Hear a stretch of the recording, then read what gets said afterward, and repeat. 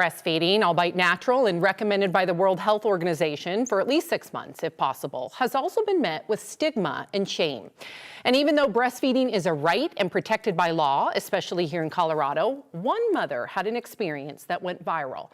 And she's here with us now, Melanie Kiernan. Melanie, thank you for joining us. Thank you so much for having me. Okay, so let's start from the beginning. What exactly happened? Yeah, so I was out to dinner with my extended family the night before Mother's Day.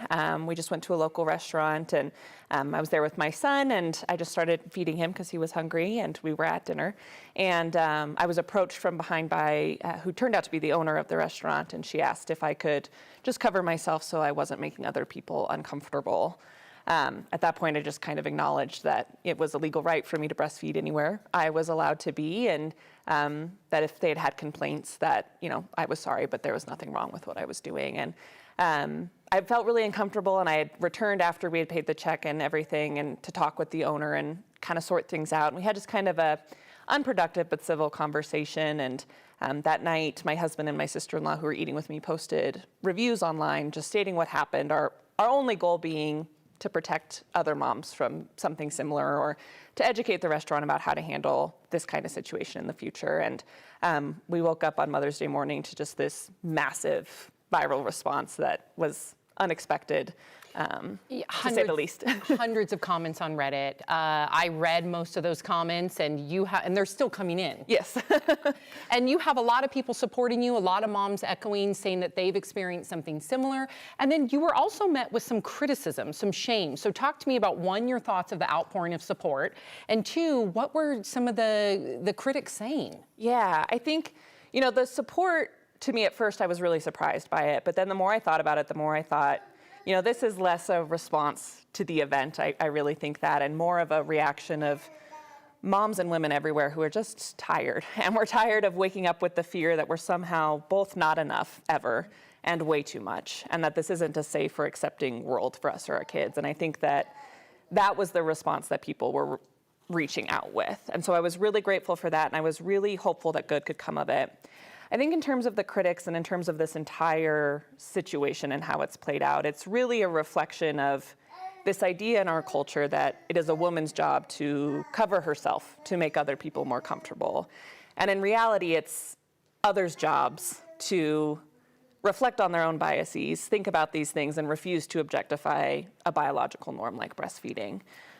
So that was kind of the good that I'm hoping can come from this. And I think, hearing those critics' inside thoughts come outside was difficult, but at the end of the day, it was just way overshadowed by all the support.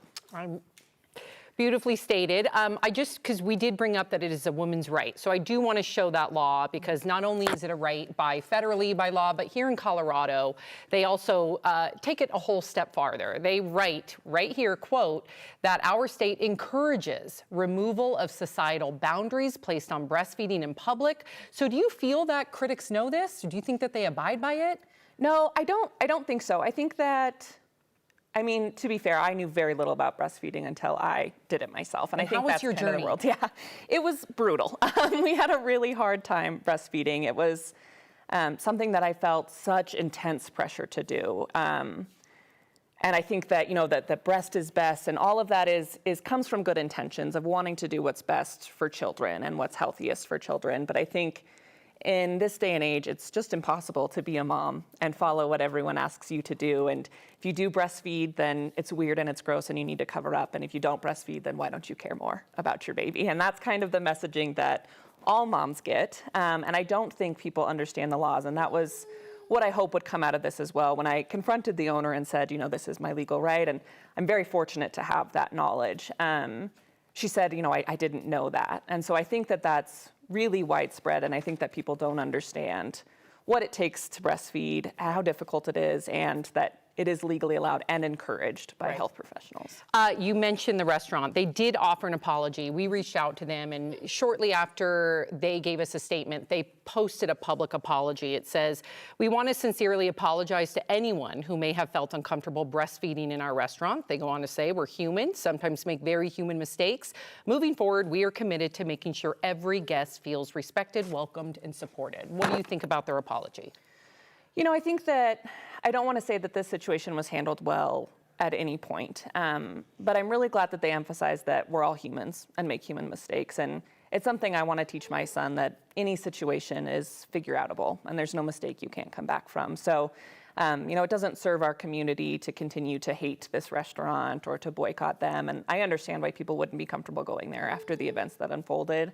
But at the same time, I forgive them for what happened, not because it was okay, but because there's room for grace in this situation. Melanie Kiernan, thank you for sharing your story with us. Thank you so much for having me.